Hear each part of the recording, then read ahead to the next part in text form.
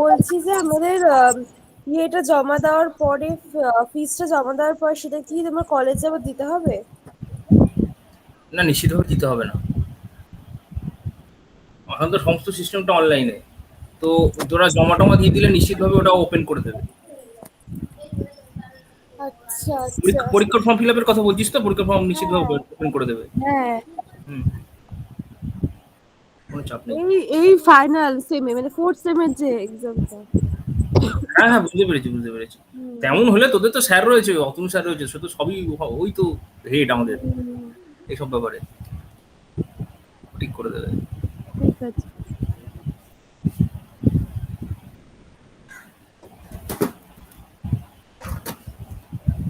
যাই হোক, দেখি আর একজন যদি জয়েন করে করুক, আমি তো ওয়েট করছি 2 মিনিট।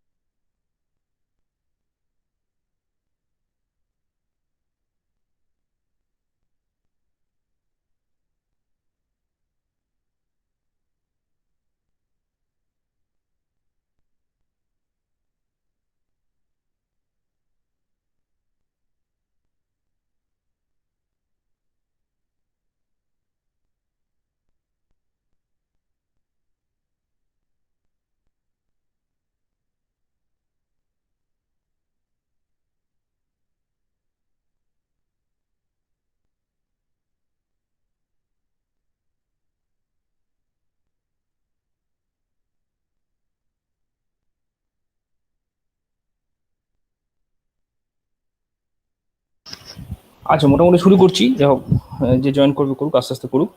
তো বেসিক্যালি, যা, গুড মর্নিং। দেখ, শোনা যাচ্ছে তো? হ্যাঁ শুনে যাচ্ছে। হ্যাঁ হ্যাঁ ভাই।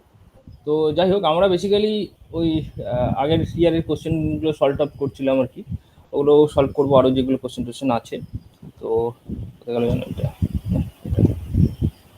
তো দুটো বোধহয় প্রবলেম দিয়েছিলাম বেসিক্যালি। এক নম্বর হচ্ছে এইটা, ওই 5-এর এ, এবং অবশ্যই বি, যারা করিসনি। হ্যাঁ, তো জয়েন করেছে। আর তার সাথে ছিল আরেকটা, কোথায় গেল, এই যে 6-এর বি, 6 এ আর 6-এর বি। তো বেসিক্যালি আমি নিচে থেকে করাচ্ছিলাম। তো সুতরাং 6-এরটা আগে। সুতরাং 6-এর এ যেটা আছে, ওটা একটা থিওরি ছিল। ওটা বেসিক্যালি আমি যে বলেছিলাম যে কোসেট যেগুলো হবে, তো কোসেটগুলো আইদার ইকুয়াল হবে অথবা ডিসজয়েন্ট হবে। তো সেই প্রুফটা করে দিয়েছিলাম সেদিন, সেটা আর করতে বলিনি। ওটা থিওরিটাই বেসিক্যালি তোকে লিখতে হবে। সুতরাং ওটা বইতে পেয়ে যাবি, বা আমি পড়িয়েছি, তুই সেরকম নিজের মতন করে লিখতে পারবি। আর রইল বাকি হচ্ছে 6-এর বি। তা 6-এর বিটা আমি তোর সামনে করার চেষ্টা করি, দেখি তোরা আমাকে হেল্প করবি মাঝে মাঝে। করবো, তাহলে এটা সলভ করা যাক। আচ্ছা, একটু লিখে নিই, নাহলে মুশকিল। আর এ দিয়ে দিচ্ছি 1, 2, 5, 7। আচ্ছা, প্রবলেমটা একবার দেখে নে।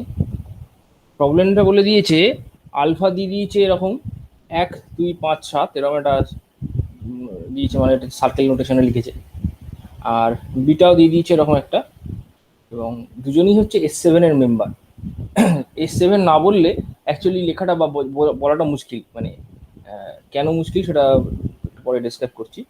আর তোকে এইটা বলে দিয়েছে যে আলফা বিটা আলফা ইনভার্স এই কম্পোজিশনটা কত হবে সেটা বের করতে। তার মানে তোদেরকে বের করতে হবে যেটা, সেটা হচ্ছে আলফার ইনভার্সটা বের করতে হবে। বিটাটা তোরা জানিস, বলে দিয়েছে, আলফাও জানিস। আর করতে হবে এদের কম্পোজিশন রুলটা যেটা হবে সেটা তোকে কমপ্লিট করতে হবে। তো এই হচ্ছে আমার কাজ। তাহলে আলফা হচ্ছে 1 2 5 7।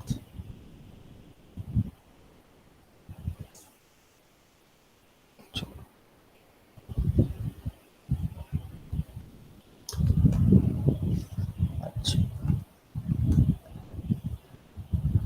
এটা হচ্ছে 6-এর বি। তাহলে আলফা দিয়ে দিয়েছে 1 2 5 7। সবাই হাতে একটু খাতা কলম রাখিস যাতে করতে করতে পারিস, কারণ আমি শুধু করে যাবো, লাভ নেই কিছু। তাহলে নিজেরও একটু চেষ্টা চরিত্র কর। আলফা দিয়ে দিয়েছে এইটা, আর এটা কি জানিয়ে দিল, এটা হচ্ছে 2 4 6, 2 4 6। এবং ওরা বলে দিয়েছে এরা দুজনেই হচ্ছে বেসিক্যালি S7 এর মেম্বার। S7 মানে বেসিক্যালি 7টা সিম্বল আমার কাছে আছে। 7টা সিম্বল মানে হচ্ছে 1 থেকে 7 অব্দি 7টা সিম্বল, এবং সেই সিম্বলগুলোর মধ্যে আমি কিছু বাইজেক্টিভ ম্যাপিং ডিফাইন করেছি।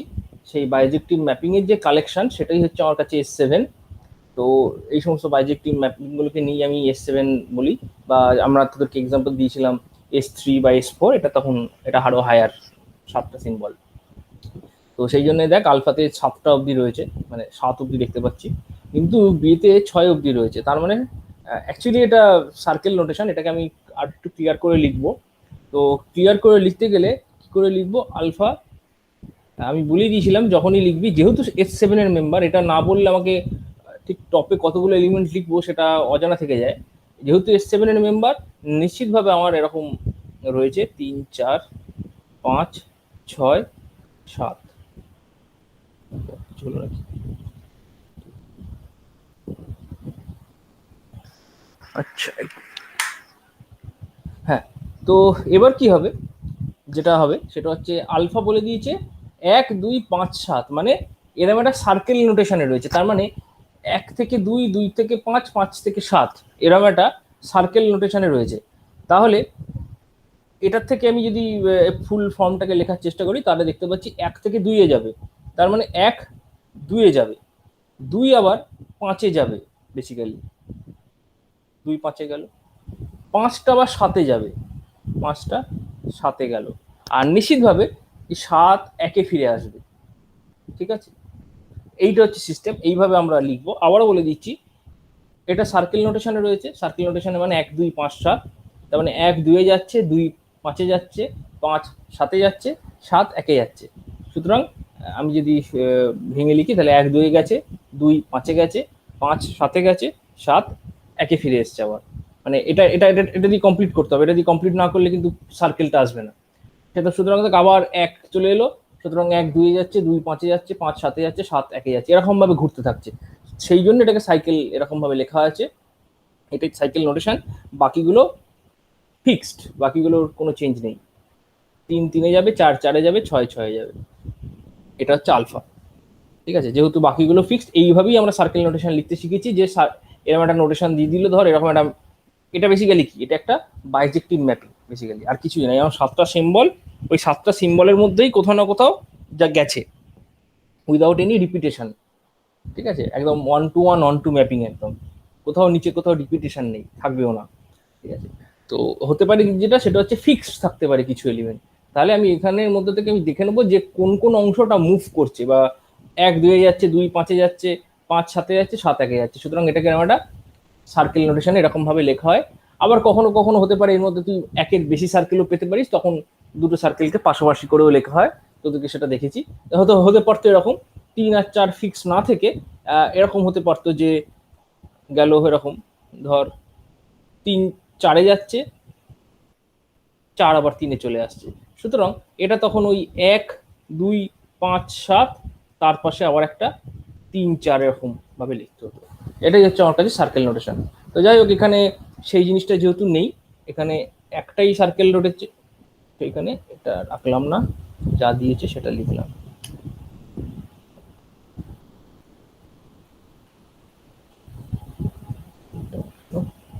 তিন চার, তো এইটা হচ্ছে আমার আলফা। দেখ, এবার আশা করি সবাই বুঝতে পেরেছিস। এবার না বুঝতে পারলে বলবি, যদিও এগুলো সমস্তটাই বলা, তবু আরেকবার মনে করিয়ে দিচ্ছি, কারণ এই নোটেশনগুলো খুব সিম্পল, এর অঙ্কগুলো খুবই সিম্পল, মানে এইগুলো পরীক্ষায় ছাড়া যায় না এরকম একটা অঙ্ক। একদম কোনো কিছু লেখারও দরকার নেই প্রায় এটাতে, মানে প্রায় বলবো না, মানে ফুল মার্কস পাওয়া যায়। তাহলে বিটা হচ্ছে 2 4 6, তাহলে বি, এই যে বিটাটাও S7-এরই মেম্বার। ওকে, S7-এর মেম্বার হওয়া মানে এরকম 7টা সিম্বল রয়েছে, 3 4 5 6 7, এবং বিটার যে সার্কেলটা সেটা হচ্ছে নোটেশনে যেভাবে লিখেছে সেটা হচ্ছে 2 4 6, তার মানে 2 4-এ যাবে, 4 6-এ যাবে, 6 আবার 2-এ ব্যাক করেছে, সুতরাং 2 4-এ যাচ্ছে, 4 6-এ গেল, 6টা আবার 2-তে ফিরে এলো। এইভাবে আমরা লিখবো। তাহলে আর বাকি যে এলিমেন্টগুলো পড়ে রইলো সেগুলো শেষ সেখানেই থাকবে, 1 1-এই থাকবে, 3 3-এ থাকবে, 5 5-এ থাকবে, 7 7-এ থাকবে। তাহলে আমাকে অঙ্কেতে বের করতে বলেছিল আলফা, বিটা আর আলফা ইনভার্স, এই তিনজনের এটা কত হবে, এটা যদি কম্পোজিশন করিস, কম্পোজিশন করে রেজাল্টটা কত হবে। ভালো কথা। তো আমার কাছে আলফা একদম সঠিক নোটেশনে লিখে ফেলেছি, বিটা সঠিক নোটেশনে লিখে ফেলেছি, পড়ে রইলো যেটা সেটা হচ্ছে আলফা ইনভার্স। আলফা ইনভার্সটা আমরা কি করে বের করব? আলফাটা কি? আলফা হচ্ছে বেসিক্যালি একটা বাইজেক্টিভ ম্যাপিং।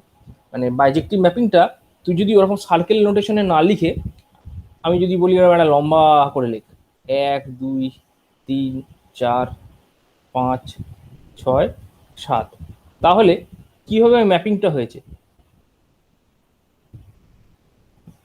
সহজ করে বুঝতে গেলে এইটা দেখ, খেয়াল করে দেখ, 1 2-তে গেছে, 2 5-এ গেছে, 3 3-এ গেছে, মানে 2 5 3 4 7 6 1, 2 5 3 4 7 6 1, এটা হচ্ছে আলফা।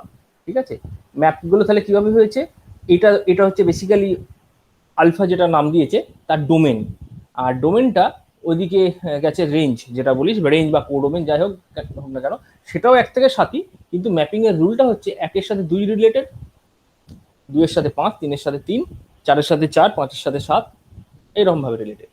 এবার তোকে যদি কেউ বলে এটা তো না হয় আলফা, তাহলে আলফার ইনভার্স তাহলে কি হবে? ইনভার্স কি করে বের করে কোনো একটা ফাংশনের ইনভার্স? আমরা ইনভার্স ইমেজ কি করে বের করি?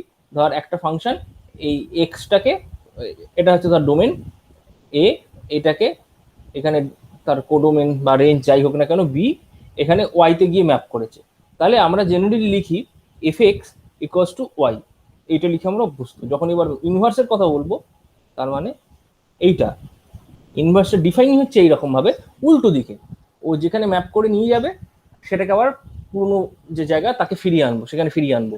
তার মানে এফ ইনভার্স একটা ফাংশন যেটা কিনা from this domain B to A, মানে এফ ইনভার্সটা অ্যাকচুয়ালি কিন্তু বি টু এ ফাংশন, এফটা যেমন এ থেকে বি এর ফাংশন, কিন্তু এফ ইনভার্সটা বি থেকে এ, এইভাবে ডিফাইন। আর তার ডেফিনেশনটা কিরকম? ডেফিনেশনটা হচ্ছে এরকম, যে যদি এফ যদি এক্স কে ওয়াইতে নিয়ে যায় তাহলে এফ ইনভার্সটা ওয়াইটাকে এক্স এ নিয়ে আসবে। তার মানে এই দিকগুলো যেগুলো আমি যেভাবে তীর চিহ্নগুলো দেখিয়েছি, এই তীর চিহ্নগুলো সমস্তটাই যদি এফ কে ডিনোট করে, তীর চিহ্নর এদিকগুলো সমস্তটাই এফ ইনভার্সকে ডিনোট করবে। এফ ইনভার্স বলতে এখানে আলফা ইনভার্স বেসিক্যালি। ঠিক আছে, তো এফ ইনভার্সই লিখলাম বোঝার জন্য।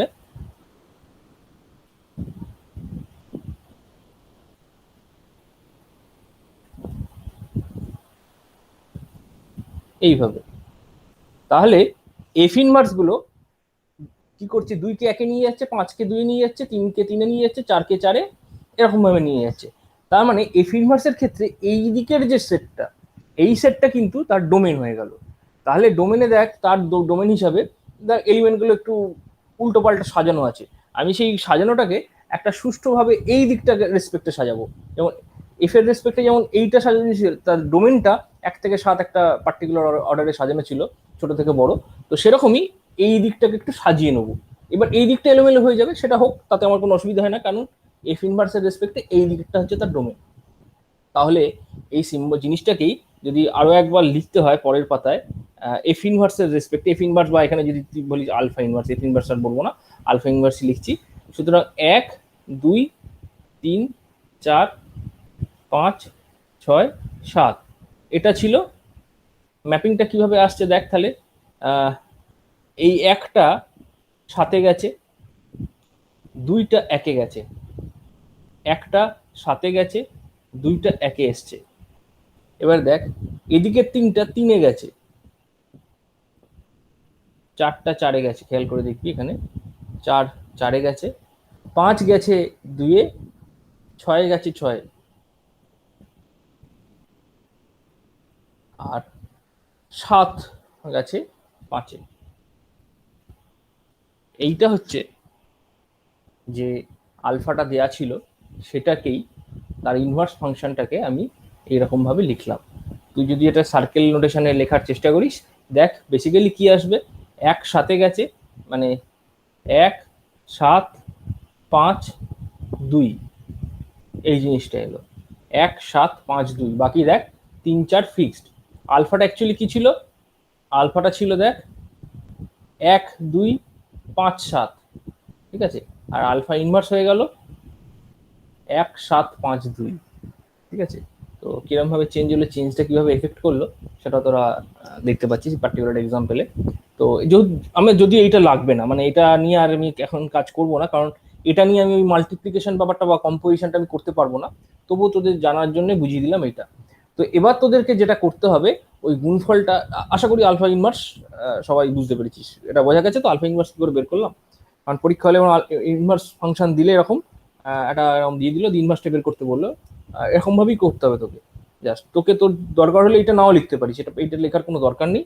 তুই জাস্ট এটা থেকেই দেখে ডিরেক্ট উল্টে দিয়ে লিখে দিতে পারিস, মানে এইটাকে রো করবি, ফার্স্ট রো করবি, এটাকে সেকেন্ড রো করবি, কিন্তু এটাকে ফার্স্ট রো করার সময় এলিমেন্টগুলোকে তোকে সাজিয়ে নিতে হবে। সিমিলারলি তার নিচের রোটা এটা হবে, ওপরের রোটা তখন নিচে চলে যাবে, ওপরের রোটা তখন এইগুলোর রেসপেক্টে, মানে 1-এর সাথে যেমন 7 আছে, তো যখন একটাকে আমি প্রথমে নিয়ে আসবো, 1-এর তলায় আবার 7, এই 7টাকে 1-এর নিচে নিয়ে আসতে হবে, মানে সেরকম ভাবেই সাজাতে হবে আর কি। তো এই জিনিসটা মাথায় রাখতে হবে যে আমরা যখনই এরকম কোনো এইরকম নোটেশনে লিখি, তখন উপরের যে রোটা সেটাকে সবসময় শর্ট করে লিখি, 1 থেকে 7 এরকম শর্ট করে লিখি, উপরে যে রোটাই থাকুক না কেন, কারণ এটা আমাদের পরে যখন দুটোকে নিয়ে আমি যখন কম্পোজিশন করবো, এই কম্পোজিশনটা করতে আমাদের অনেক ইজি হবে, ঠিক আছে, যেমন বা কম্পোজিশন রুলটা আমাদের ওটা সঠিকভাবে ইউজ করতে পারবো। তো যাই হোক, তাহলে আমাদের এই আলফা ইনভার্স তাহলে নিশ্চিতভাবে বোঝা গেছে, তাই তো? এটা বুঝতে পেরেছিস তো সবাই? হ্যাঁ। হ্যাঁ। এবার আমাদের যেটা করতে হবে, আলফা বিটা আর আলফা ইনভার্স এইটাকে করতে হবে। এটা তোরা করবি, আশা করা যায় করতে পারবি। আমি প্রথমে এই দুটো করলাম, বা করার পর তাকে আলফা ইনভার্স দিয়ে করতে পারিস। কিভাবে করবি, ওই বিটা রাখলি, মানে আমি একটা ধর করে দিলাম, ধর বিটা আলফা ইনভার্স কত হচ্ছে, 1 7, 1 2 3 4 5 6 7, আচ্ছা 7 1 3 4 2 6 5 এরকম। আর একটা দাঁড়াচ্ছে বিটা, বিটা ছিল 1 4 3 6,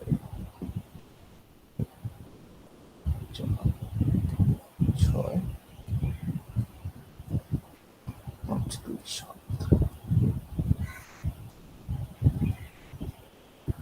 এরকম ছিল। তো দুটো জিনিস বা দুটো রকম যদি ফাংশন পাশাপাশি দিয়ে দেয় এবং কম্পোজিশন করতে বলে, কম্পোজিশন কি করে করে আমরা জানি, শিখিয়ে দিয়েছি। এই যে জেনারেলি আমরা এরকম চোখ বুঝে প্রথমে 1 থেকে 7 লিখে ফেলবো, 1 2 3 4 5 6 7।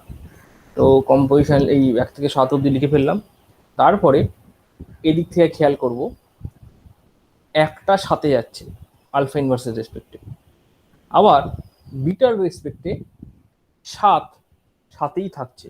সুতরাং আলফা এই ওয়ানটা আলটিমেটলি সাথে যাচ্ছে, দুইটা একে আসছে, আর একটা বিটার রেসপেক্টে একে যাচ্ছে। এবার বাদ বাকিগুলো তোরা বল। 3 কোথায় যাবে? 3টা আমাকে এখানে দেখতে হবে কোথায় যাচ্ছে। 3 এ যাবে। 3 দেখ 3-এ গেছে, ভেরি গুড। আবার ওইখানেও ওই 3টা 3-এতেই গেছে, সুতরাং আলটিমেটলি এইটা। 4 4 কি হচ্ছে? 4 কত হবে? 6। হ্যাঁ, ভেরি গুড। 4 4-এ যাচ্ছে, এখান থেকে 4 আবার 6-এ চলে যাচ্ছে। 5 2-এ যাচ্ছে, 2 4। 4-এ চলে গেছে। আচ্ছা, তাহলে 6 হলো 6-এ যাচ্ছে, আর আবার এখান থেকে 6 2-এ চলে গেল। 7 5-এ যাচ্ছে, 5 5-এ যাচ্ছে। এটা কেন করলাম বা কিভাবে হচ্ছে, এটা বেসিক্যালি তোরা নিয়ম জানি। এটা দুটো অ্যাকচুয়ালি ফাংশন, দুটো ফাংশনকে কম্পোজ যখন করি, আমি যদি বলি এফ জি, তার মানে বেসিক্যালি আমরা জানি F of G of x. এইটা তো আমরা জানি, সেই জন্যই কম্পোজিশনটা এরকমভাবে করি। তাহলে জিটা প্রথমে আমি এক্সটা ধরলাম, ধর এক্স এর ভ্যালু 1, জিটা কোথায় নিয়ে যাচ্ছে তাকে তাকে দেখলাম, জি অফ এক্স মানে হচ্ছে জিটা ওই একটাকে কোথায় নিয়ে যাচ্ছে, সেই ভ্যালুটা বের করলাম, সেটা এখান থেকে বের করে নিলাম। তারপর যে ভ্যালুটা হলো সেই ভ্যালুটা আমি এখান থেকে খুঁজে নিলাম, এফ এর ডোমেন থেকে খুঁজে নিলাম, সেটা এফ কে কোথায়, মানে এফটা সেটাই সেই ভ্যালুটাকে কোথায় নিয়ে যাচ্ছে সেটা এই এফ এর ডেফিনেশন থেকে খুঁজে নিলাম, সেটা দেখলাম তার করেসপন্ডিং কোথায় নিয়ে যাচ্ছে। এইভাবে আমি সেই জায়গাটা সেটা লিখলাম। তো এটাই হচ্ছে বেসিক্যালি কম্পোজিশন রুল, যেটা তোরা ছোটবেলা থেকে জানিস বা করে এসেছিস, অনেক ফাংশন করেছিস। তো সেই জিনিসটাই এটা অ্যাপ্লাই করা হলো, আর কিছুই না। এটা একটা অদ্ভুত নোটেশন দিয়ে জিনিসটা অনেক ইজি হয়ে যায়। হ্যাঁ, তাই জন্য এরকমভাবে করা হয়। এরপর আরেকটা করবি, কম্পোজিশন করবি, শুধু এটা তো হবে না, এবার আরো একটা করে এবার তোরা নিজেরা বাকিটা অ্যান্সার বের করবি কত হচ্ছে, মানে তোদেরকে এইটা আলটিমেটলি বের করতে হবে। আলফা ইন্টু এবার ওই যেটা হলো বিটা আলফাটা, সেটা তো অলরেডি তোর হয়ে গেছে। তো জাস্ট এই আলফাটা আর নতুন যেটা বেরোলো পরে আগের পাতায়, এই দুটোকে কম্পোজ করবি, কম্পোজ করে দেখবি কি অ্যান্সার আসছে। আশা করা যায় অবধি তোরা করতে পারবি। তো যেভাবে কম্পোজিশনের রুল বলে দিলাম, এইভাবে কম্পোজিশন করে নিবি, হয়ে যাবে। তো এই প্রবলেমটা হলো খুব ইজি প্রবলেম, এবং এত কিছু করার তো দরকারই নেই। তোরা যখন পরীক্ষার খাতায় করবি, সিম্পলি এইসব কিছু করার দরকার নেই। তোরা just alpha alpha beta alpha ইনভার্সটা তোরা এক লাইনে লিখে দিতে পারিস, বা বড় জোর 2টো লাইন ইউজ করতে পারিস, করে তারপর 2টো লাইনে 2টো গুণ করে দিবি, ব্যাস 5 নম্বর বা 4 নম্বর সাফিসিয়েন্ট। তো এটা গেল, এই একটা প্রবলেম হলো। এবার 6-এর এটা আমি বলে দিয়েছি, 6-এর এটা একটা থিওরি। এবার 5-এ যাই। 5-এ বলছে ওই find an element B belongs to Z9 such that 8.b is equals to 1, আর ডাস বি U9 এর মধ্যে রয়েছে কিনা সেটা জানতে চেয়েছে। তো যাই হোক, তার মানে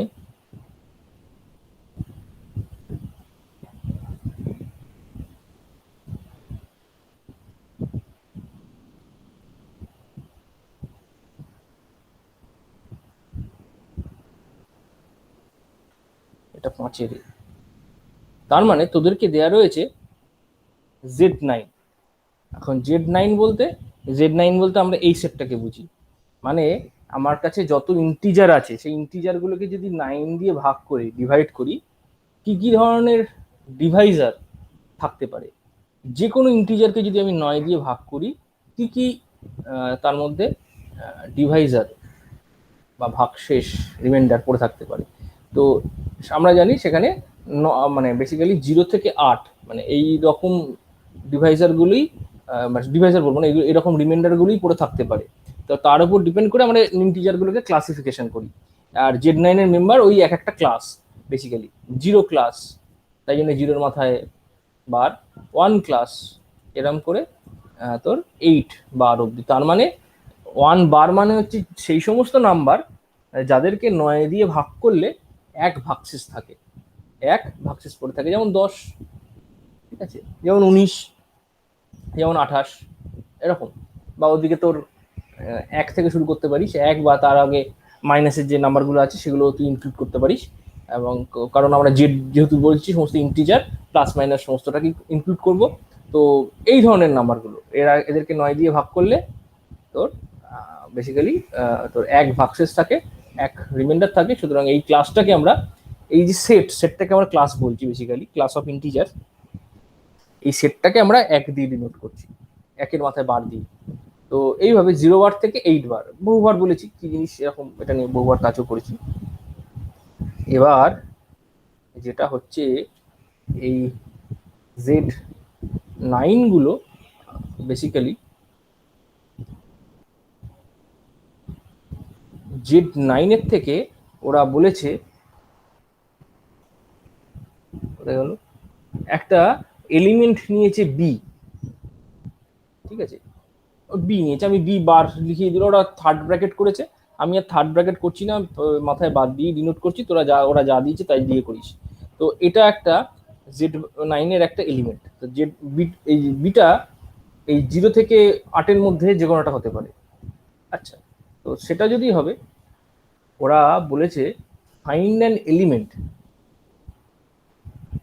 এই Z9 এর মধ্যে থেকে, যেটাকে বি দিয়ে ডিনোট করছে, সাচ দ্যাট 8 আর বি এই দুটো গুণ করলে 1 হবে। তার মানে এরকম জানতে চাইছে, মানে 8 bar into B bar is equals to 1 bar হবে। এমন কোন বি আছে, এই বিটা এমন কোন বি হবে এই 0 থেকে 8-এর মধ্যে, যাকে 8 দিয়ে গুণ করলে 1 হবে। এইটা হচ্ছে ওদের কোশ্চেন। এখন Z9টা যদি তোরা মনে করে দেখিস যে Z9টা প্লাসের রেসপেক্টে, প্লাস অপারেশনের রেসপেক্টে একটা গ্রুপ তৈরি করে, প্লাসের রেসপেক্টে একটা গ্রুপ তৈরি করে। এটা প্রমাণ করে দেখতে পারিস, কোনো অসুবিধা নেই। তো সেখানে তোর সেই তোর গ্রুপ স্ট্রাকচারটা কিরকম আছে, মানে 4টে প্রপার্টি কিভাবে স্যাটিসফাই হচ্ছে না হচ্ছে, সেটা তোরা চেক করে দেখতে পারিস। যে করেছিস হয়তো অনেক, Z9 না করলে হয়তো ছোটগুলো কিছু ছোট কোনোভাবে করেছিস, Z7 বা Z5 কিছু একটা করেছিস। তো এটা Z9 দিয়েছে পার্টিকুলারলি। তো প্লাসের রেসপেক্টে এটা একটা গ্রুপ তৈরি করে। কিন্তু এই Z9টা যদি ডটের রেসপেক্টে নিস, ডটের রেসপেক্টে নিলে এটা কি গ্রুপ তৈরি করবে, প্রশ্ন সেটা। মাল্টিপ্লিকেশন অপারেশনের রেসপেক্টে যদি নিই, এবং মাল্টিপ্লিকেশন বা অ্যাডিশন যেটাই বলি না কেন, এই অপারেশনটা বা এই অপারেশনটা সবই with respect to modulo operation, মানে মডিউলো 9, প্লাসটাও তাই, ডটটাও তাই। মডিউলো 9 বলতে আমি কি বোঝাতে চাইছি, ধর Z9 থেকে দুটো এলিমেন্ট নিলাম, একটা 4 একটা 5, মানে একটা 4 বার 4 বার আর একটা 5 বার, দুটোকে যোগ করলাম। যোগ কিভাবে করব, সিম্পল 4-5 যেরকম ভাবে যোগ হয়, যোগ হয়ে 9 বার হলো। কিন্তু যখন বেসিক্যালি কেন হচ্ছে, একটা নাম্বার 4 বার মানে কি, 4 বার মানে হচ্ছে সেই ক্লাসটা, সেই সেটটা, যে সেটের নাম্বারগুলোকে তুই 9 দিয়ে ভাগ করলে 4 ভাগশেষ থাকে। আবার 5 বার মানে যে সেই সমস্ত মানে নাম্বারগুলো যাদেরকে 9 দিয়ে ভাগ করলে 5 ভাগশেষ থাকে। তাহলে এরকম দুটো নাম্বার যদি তোরা পিক করিস, যেমন 4 ভাগশেষ থাকে এমন একটা নাম্বার হচ্ছে 13, 9 দিয়ে ভাগ কর 4 ভাগশেষ থাকবে, 5 দিয়ে করলে 14 নেই, অসুবিধা কিছু নেই। এবার প্রশ্নটা হচ্ছে এই দুটো নম্বরকে যদি যোগ করি, আমি দেখতে পাচ্ছি 9 বার হচ্ছে, কিন্তু আমি অ্যাডিশনটা বলেছি মডিউলো 9, মানে 9-এর রেসপেক্টে লিখবো। মডিউলো মানে 9 দিয়ে ভাগ করার পর কি ভাগশেষ থাকছে সেটা দিয়ে দেখে লিখবো। 9 বার মানে ভাগশেষ 9 আসছে, 9 এলে তো ভাগশেষটা একবার হয়ে যাচ্ছে, মিলে যাচ্ছে, মানে আরেকবার 9 দিয়ে ভাগ চলে যাচ্ছে। সুতরাং এটা বেসিক্যালি 9 বার হবে না, এটা 0 বার হয়ে যাবে। তুই খেয়াল করে দেখ, 13 + 14 যদি যোগ করিস 27 হয়, এবং এই 27টা বেসিক্যালি 9 দিয়ে ভাগ করা যায়, সুতরাং এটা ওই 0 বারের মধ্যে আই করছে, 0 বার, হ্যাঁ 0 বার হয়ে যাচ্ছে বেসিক্যালি। সুতরাং সেটা মিলছে। আমি যেটা থিওরিটিক্যালি বললাম সেটা একটা প্র্যাকটিক্যাল এক্সাম্পল নিয়ে তোরা দেখতে পাচ্ছিস মিলছে। তো এইভাবেই আমরা প্লাস অপারেশন ডিফাইন করি। ডট অপারেশনটাও আমরা সেইভাবেই ডিফাইন করেছি, মানে 4 আর 5 যদি গুণ করি কত হয়, 20 বার। তা 20 বার হবে না, এখানে 20 বার বলে কিছু নেই। 20 যদি হয় 9 দিয়ে আবার ভাগ চলে যাবে, একবার না দুবার ভাগ চলে যাবে, চলে যাওয়ার পর ভাগশেষ থাকবে 2, সেটা হচ্ছে 2 বার যে ক্লাস ওইটার মধ্যে চলে যাবে। 9 দুগুণে 18, 2 ভাগশেষ থাকছে, তার মানে 2 বার, ওটা 2 বারের মধ্যে পড়ছে। তো আলটিমেটলি এটা 2 বার হয়ে যাবে। 4 বার into 5 bar basically equals to 2 বার। সুতরাং অ্যাডিশন আর মাল্টিপ্লিকেশন সমস্তটাই হচ্ছে মডিউলো 9 এর রেসপেক্টে করবো। তো তাই জন্য এটাও বুঝে নিতে হবে। এখন 8 বার ইন্টু বি করলে 1 হচ্ছে, এমন কোন বি আছে এই 0 থেকে 8 এর মধ্যে 8 এর সাথে গুণ করলে 1 হচ্ছে, মানে এটাই হচ্ছে সেই এই জিনিসটার ব্যাখ্যা আর কি। এবার বলে ফেল কত হবে বি এর ভ্যালু, তাহলে কত হচ্ছে বি বারটা, তাহলে কত? 8। হ্যাঁ, একমাত্র দেখবি ওই 8ই হবে, আর কিছুই না। ঠিক আছে, তুই 1 দিয়ে যদি গুণ করিস 8 বার ইন্টু 1 বার করলে 8 হবে, 1 হবে না। 2 দিয়ে গুণ করলে 8 দুগুণে 16 হবে, 16কে তুই যদি 9 দিয়ে ভাগ করিস 7 ভাগশেষ থাকবে, তার মানে 7 বার হয়ে যাবে। তো এরকম ভাবে প্রত্যেকটা তুই করে দেখবি ওই 8-এর জন্যই 8ই হবে, তাছাড়া কোনো 8 8-এ 64 হবে, 64কে 9 দিয়ে ভাগ করলে 7 9 63, 63, 1 ভাগশেষ থাকছে, সুতরাং ওটা 1 বার, মানে বেসিক্যালি 8 বার ইন্টু 8 বার, এটা বেসিক্যালি 8 8-এ 64 বার, বেসিক্যালি এটা হয়ে যাচ্ছে 1 বার। সুতরাং ওই বি এর ভ্যালু বেসিক্যালি বি যদি ভ্যালু বের করতে পারলে তাহলে বি এর ভ্যালু 8 হবে। ঠিক আছে, বি এর ভ্যালু যদি বের করতে, বি বার বলছি না, বি এর ভ্যালু সেটা 8 হবে। তো এইভাবে আমরা দেখছি যে চেক করে করে দেখছি কোনটা হচ্ছে, যেটা হবে সেটাই তোর অ্যান্সার, আর কিছুই না। তো এইভাবে করবি। আচ্ছা, যেটা বললাম না, বোধহয় মিস করে গেলাম, সেটা হচ্ছে সেটা যে Z9টা ডটের রেসপেক্টে এটা কি গ্রুপ হবে? ডটের রেসপেক্টে কি গ্রুপ হবে? কে বলবি এটা কি ডটের রেসপেক্টে গ্রুপ হবে? প্লাসের রেসপেক্টে গ্রুপ হবে, যদি দরকার হয় এটা প্রমাণ করবি নিজেরা, এটা ট্রাই করবি, ট্রাই অ্যান্ড প্রুভ। আর এইটাও অবশ্যই মানে বলতেই পারবি, হয়তো বলে ফেলতে পারবি। এটা বল দেখি Z9টা ডটের রেসপেক্টে কি গ্রুপ হবে, কি মনে হয়? না, কেন হবে না হলে?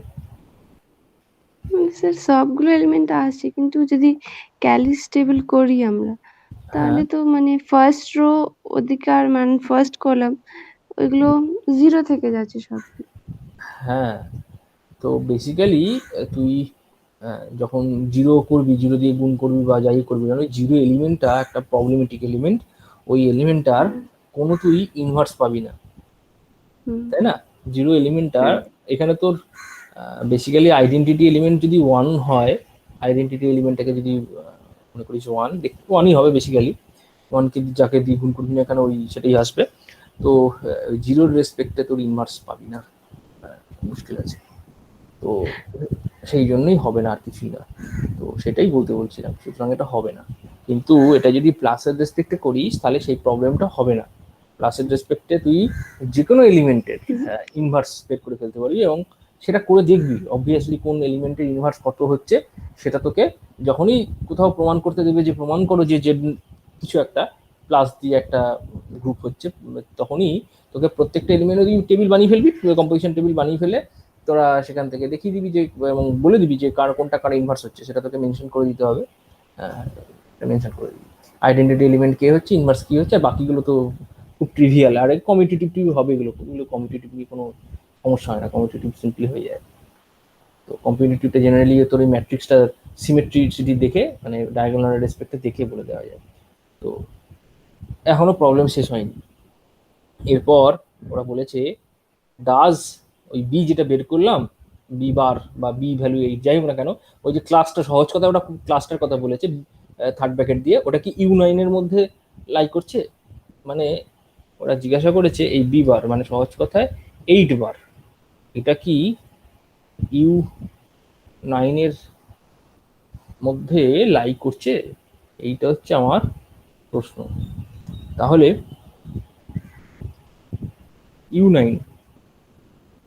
U9টা কি? মানে তুই যদি 9 মুছে দিস, ধর এটা কি বলবো, ইউকে বলবো, বা যাই হোক ইন জেনারেল, না ইউকে বলবো না, UN দিয়ে বলে তাহলে সুবিধা হবে, লিখতে বলতে সুবিধা হবে। আচ্ছা, এই ডেফিনেশনটা জানলেই লেখা যাবে, আর কিছুই নেই।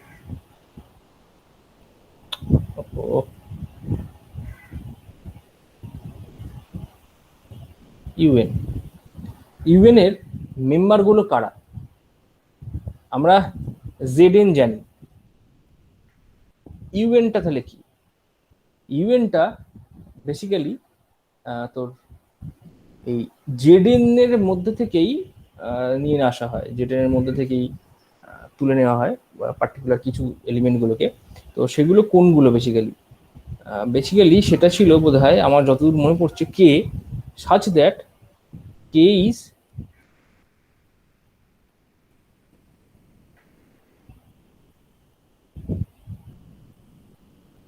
এইটা ছিল, তাই না? K is coprime to N. হ্যাঁ হ্যাঁ, এন এর সাথে যারা কোপ্রাইম, তো সেইগুলোকে নিয়ে আমরা এই ইউএন সেটটা তৈরি করেছিলাম, এবং ইউএন সেটটা তৈরি করে এটা গ্রুপ স্ট্রাকচার চেক করেছিলাম। যদি চেক না করে থাকিস করবি এটা। এটা গ্রুপ স্ট্রাকচার কিরকম হয় না হয় সেটা আমরা চেক করেছিলাম। ইউএনটা হচ্ছে এইটা। তো এখানে আমাদের প্রবলেম যেটা, সেটাতে দেওয়া রয়েছে Z9, ঠিক আছে? তার মানে U9টা কি হবে? আবার সেই ছোটতে লিখলাম। U9টা কি হবে? U9টা হচ্ছে, দেখ বলছি, সেই সমস্ত কে গুলো আমরা U9 এর মধ্যে রাখবো যারা ওই এন এর সাথে কোপ্রাইম, এন বলতে এইটা যেটা লিখেছি 9, 9 সাথে যারা কোপ্রাইম, ঠিক আছে? 9 থেকে ছোট অবভিয়াসলি, মানে লেস দেন এন এবং কোপ্রাইম টু এন, বড় হবে না, বড় নিচ্ছি না। মানে আরেকটা কথা লিখে দিই, কে ইজ লেস দেন, কারণ বড় কোপ্রাইম হতে পারে, সেইগুলো কিন্তু নিচ্ছি না। K is less than N and K is coprime to N. তো সেটা যদি হয় তাহলে 9 সাথে কোপ্রাইম, 9 ছোট কে কে আছে, এবার সেটা তোরা বল। কোপ্রাইম বলতে দুটো ইন্টিজার, এমন একটা দুটো ইন্টিজার ধর এ আর বি, কোপ্রাইম মানে সহজ বাংলা ভাষায় তার গসাগু হচ্ছে 1, দুটো। দুজনে প্রাইম হতে হবে এরকম কোনো ব্যাপার নেই। মানে আমি এরকম নিলাম যে একটা ধর এমন একটা নিলাম, ধর এ কে প্রাইম নিলাম, তাহলে বিটা প্রাইম হোক বা কম্পোজিট যে নাম্বারই হোক না কেন, সেটা কিন্তু এর সাথে কোপ্রাইম হয়ে যাবে। কারণ কিন্তু বিটা নিজে কিন্তু প্রাইম নয়। মানে ফর এক্সাম্পল আমি তোদেরকে বলছি, ধর এ আমি একটা এলিমেন্ট দিলাম, ধর কি বলবো 7, কিন্তু বি ভ্যালু নিলাম 4, ঠিক আছে? তাহলে এই দুজনের জিসিডি কিন্তু 1, কিন্তু 4 কিন্তু নিজে কিন্তু প্রাইম নয়, ঠিক আছে? তো ইন্ডিভিজুয়ালি প্রত্যেকেই যে প্রাইম হবে এরকম কোনো ব্যাপার নেই, নন প্রাইম নাম্বারও থাকতে পারে, কিন্তু এমন একটা নাম্বার থাকবে যার সাথে 9-এর জিসিডি কিন্তু 1 হয়ে যাবে, কোপ্রাইম, বা জিসিডি 1 হয়ে গেল বা কোপ্রাইম হয়ে গেল। তো সেই নাম্বারগুলো কি কি হচ্ছে বল? 1 1, 2 2, 4 হুম, 5 হুম, 7 আর 8। আর কিছু হওয়ার জায়গা নেই, কারণ 8 অব্দি আমরা পৌঁছে গেছি। তো বাদ গেল বলতে 3 বাদ গেল, 6 বাদ গেল, কারণ 3 আর 6 এই দুটো এলিমেন্টের রেসপেক্টে 9-এর সাথে তুই যদি দেখিস এদের জিসিডিটা 1 হচ্ছে না, 1-এর বেশি হয়ে যাচ্ছে। সুতরাং ওইগুলিকে বাদ দিলাম, বাকি এলিমেন্টগুলো নিলাম, 1, 2 মাথায় এবার দিই। আচ্ছা, মানে সেই হিসাবে এই ক্লাসগুলোকে নিলাম, এবং এই ক্লাসগুলো চেক করে দেখবি কে লিস্ট টেবিলটা বা কম্পোজিশন টেবিলটা যদি না করে থাকিস।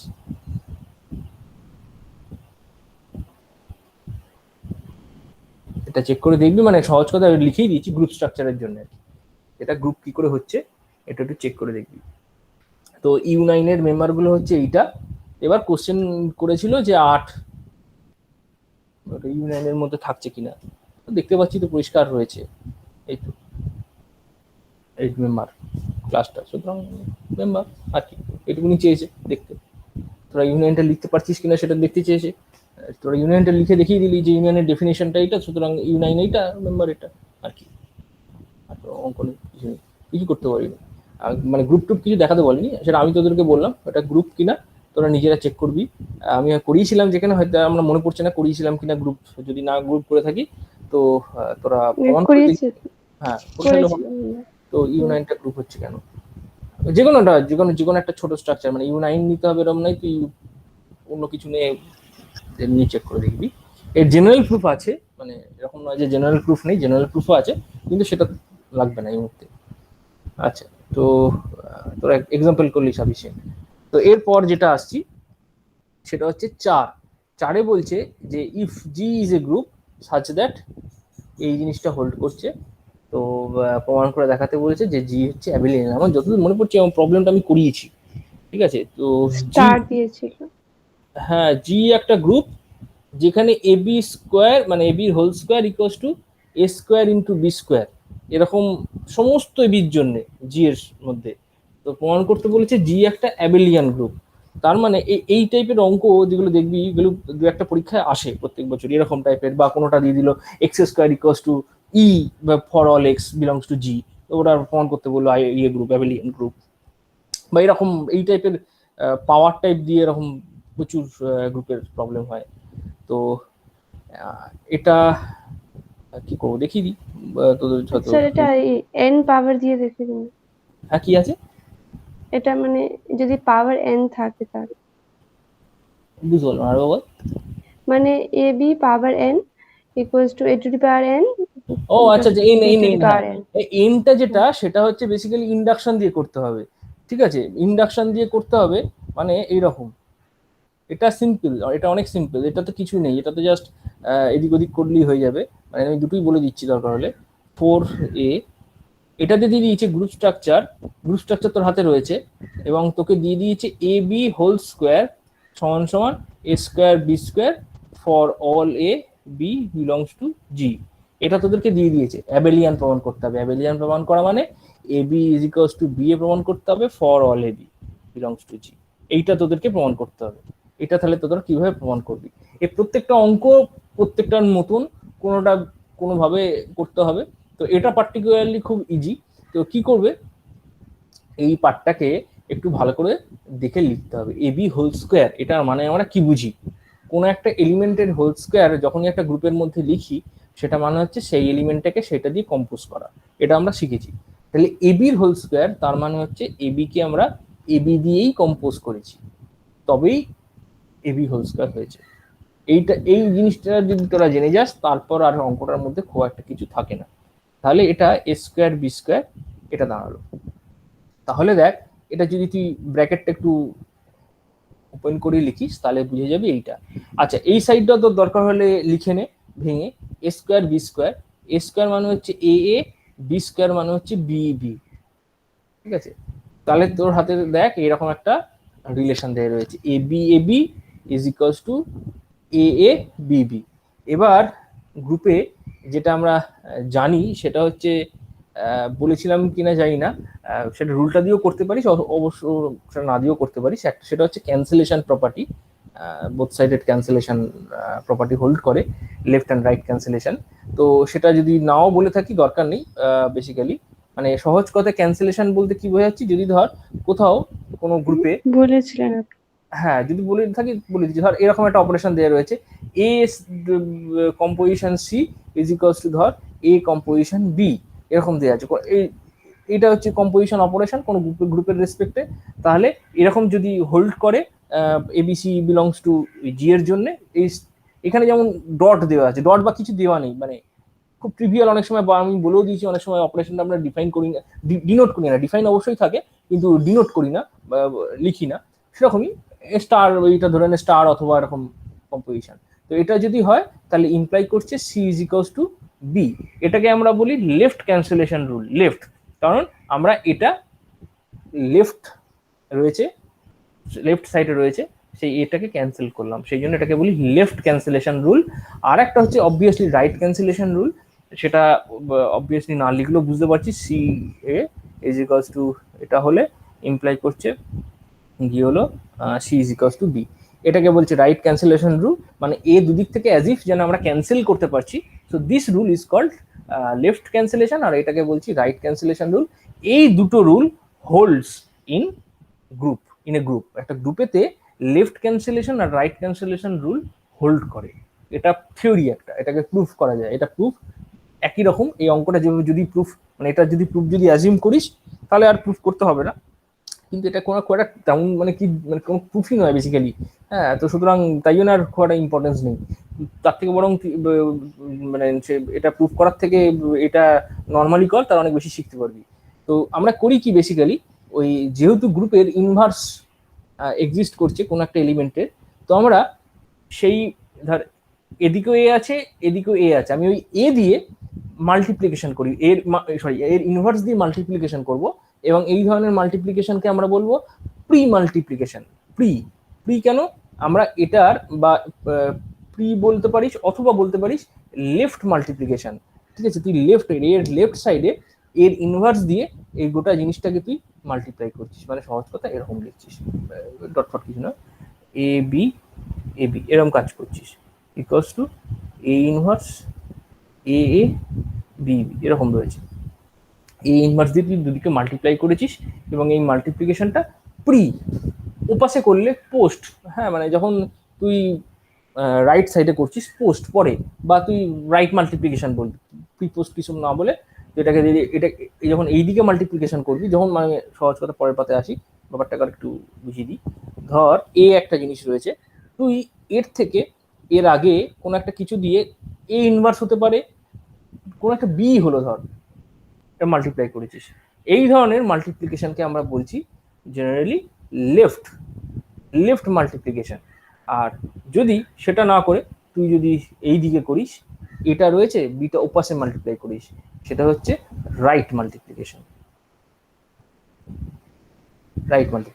তুই যে কোনোটা, আমরা গ্রুপ যখন রয়েছে গ্রুপে এই সমস্ত সবকিছুই করতে পারবি।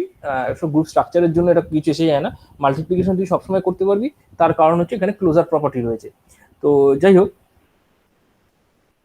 এটা করবি, করার পর অ্যাসোসিয়েটিভিটিকে কাজে লাগাবি। অ্যাসোসিয়েটিভিটি কার উপর কাজে লাগবি, এই দুটো অংশের উপর কাজে লাগাবি, এই অংশটার উপর কাজে লাগাবি, এই দুটোর উপর অ্যাসোসিয়েটিভিটি কাজে লাগালে এই অংশটা আইডেন্টিটি হয়ে যাবে।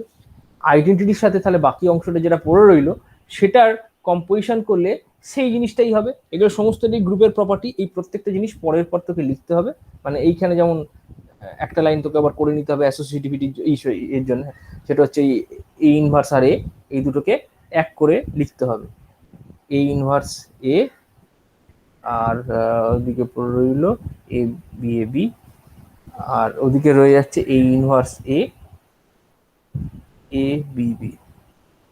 ঠিক আছে, এইভাবে দাঁড়াচ্ছে, এই জিনিসটা ই হয়ে যাচ্ছে, আইডেন্টিটিকে যদি তুই ই দিয়ে ডিনোট করিস এইটা হয়ে যাবে B is equals to E A B. এরপর রইল তোর যেটা হয় আইডেন্টিটি দিয়ে যে কোনো মেম্বারকে যদি গুণ করিস, এটা একটা গ্রুপের প্রপার্টি, বি একই রকম।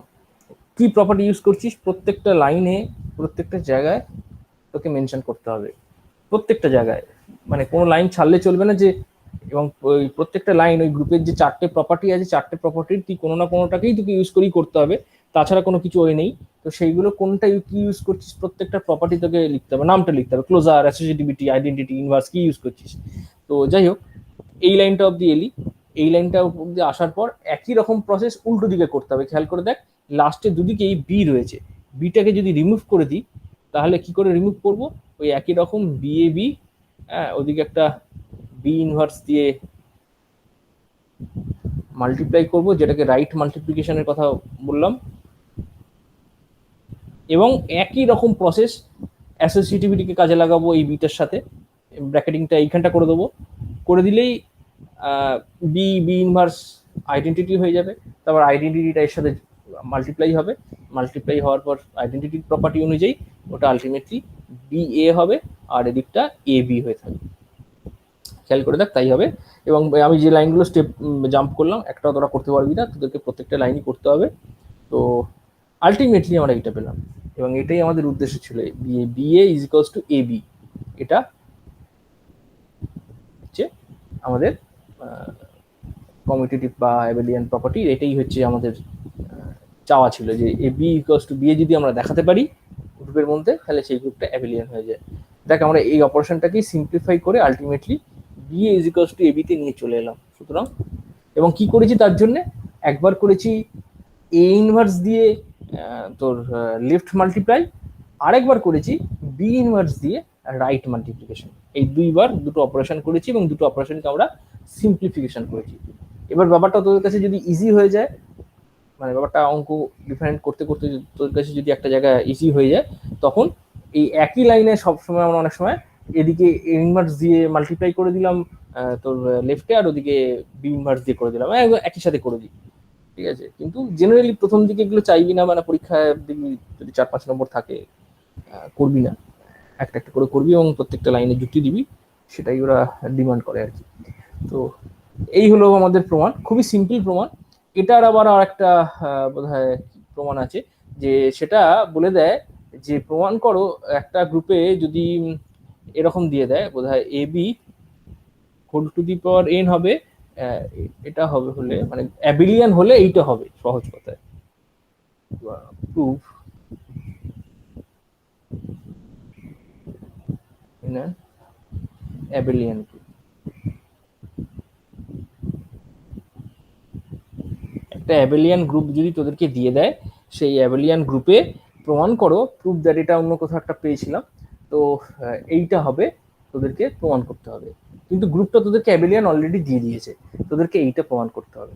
ওটাতে যেমন এইটা তোদেরকে প্রমাণ করতে দেয়নি, এটা হোল্ড করে বলে দিয়েছে, বলে দিয়ে অ্যাবিলিয়ান করতে বলেছে, দেখাতে বলেছে।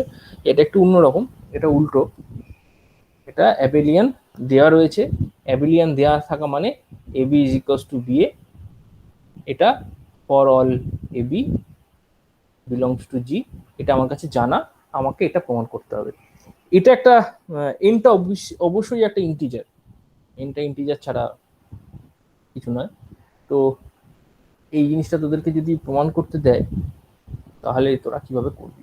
তো জেনারেলি এটা ইন্ডাকশন দিয়ে করতে পারিস, ইন্ডাকশন ইউজ করে করতে পারিস সমস্ত অবশ্যই পজিটিভ ইন্টিজারগুলোর জন্য। তো সেগুলো করতে গেলে তোর আমি কি ঠিক লিখলাম বোধ হয় নাকি, অঙ্কটা কি এটাই ছিল? তো মাঝখানে স্টার ছিল, মানে স্টার ম্যাটার নয়, স্টারটা ঠিক মানে এক্সপ্রেশন সব ঠিক লিখেছি তো? আচ্ছা, ফর অল ইন্টিজার্স, এন হ্যাঁ এনটা এখানে ইন্টিজার। হ্যাঁ হ্যাঁ, তো সেটা যদি হয় তাহলে আমরা এটাকে ইন্ডাকশন দিয়ে যদি প্রমাণ করার চেষ্টা করি, ইন্ডাকশন দিয়ে প্রমাণ করব বলতে ওই পি ওয়ানটাকে দেখতে পাবো, পি ওয়ানটা প্রথমে চেক করব সেটা ট্রু কিনা। অবভিয়াসলি পি ওয়ানটা ট্রু এন এর ইকুয়ালস টু 1 এর জন্য, কারণ এ বি এন এর ভ্যালু 1 বসালে এ বি এইটা, এটা অবভিয়াসলি ট্রু, কিছু করতেই হলো না বা কিছু নিতে হলো না। আমরা যেটা করব, আমরা করব পি কে এইটা ট্রু ধরে নেব, এইটা আমরা ট্রু ধরে নেব। এটাই ম্যাথমেটিক্যাল ইন্ডাকশনের নিয়ম, যে এটা ট্রু ধরে আমরা দেখাবো যে পি কে প্লাস ওয়ানটা ট্রু কিনা। মানে এটা এন ইকুয়ালস টু কে এর জন্য ট্রু ধরে নিলাম, এন ইকুয়ালস টু 1 এর জন্য এটা ট্রু দেখালাম, এটা ধরে নিলাম। এটা কি লিখবো, উইটেক, এটা ধরে নিলাম, এটা প্রমাণ করলাম না, কিন্তু এটা ধরে নিলাম।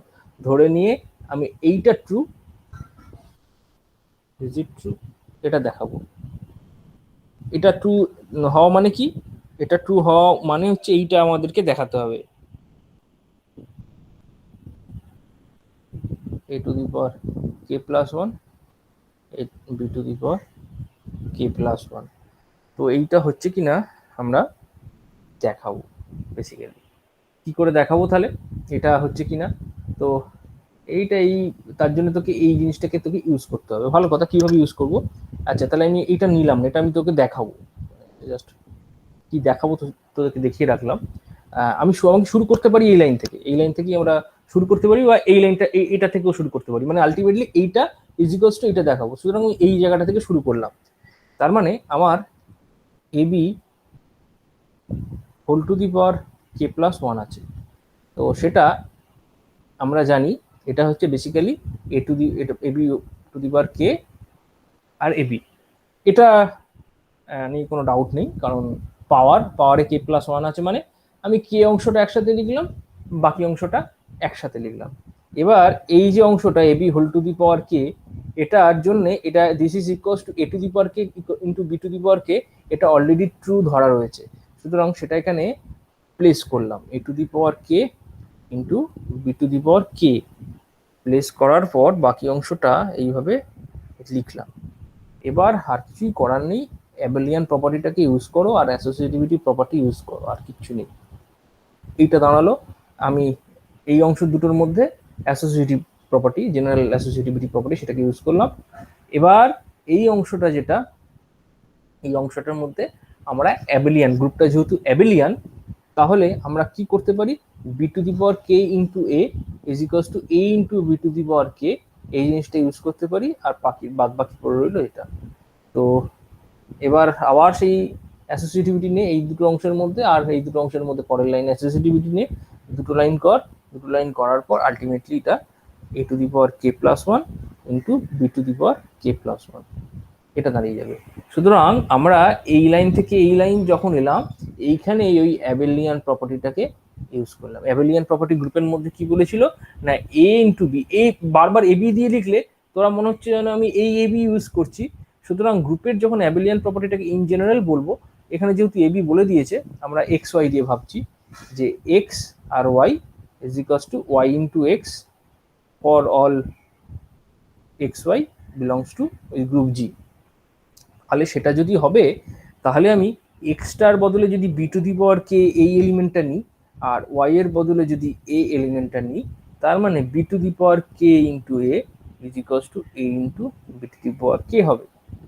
ঠিক আছে, এই জিনিসটা এই লাইনটাতে ইউজ করেছি, সেই জিনিসটা আমরা সেই প্রপার্টিটাকে ইউজ করেছি। ইউজ করে হ্যাঁ, এটা সবার জন্য হোল্ড করবে। বি টু দি পাওয়ার কে সেটাও তো জিরই একটা এলিমেন্ট, কারণ আমি পাওয়ার করছি, পাওয়ার করলে প্রোডাক্ট মানে ক্লোজার প্রপার্টি মানে জি এরই এলিমেন্ট থাকবে। তো বা যে গ্রুপটার কথা বলছি সেই গ্রুপের, সুতরাং এইটা আমরা ট্রু প্রমাণ করলাম। তাহলে তার মানে অ্যাকর্ডিং টু ম্যাথামেটিক্যাল ইন্ডাকশনের যে রুল, সেটার অনুযায়ী this statement actually is true for all N, সমস্ত এন এর জন্য ট্রু।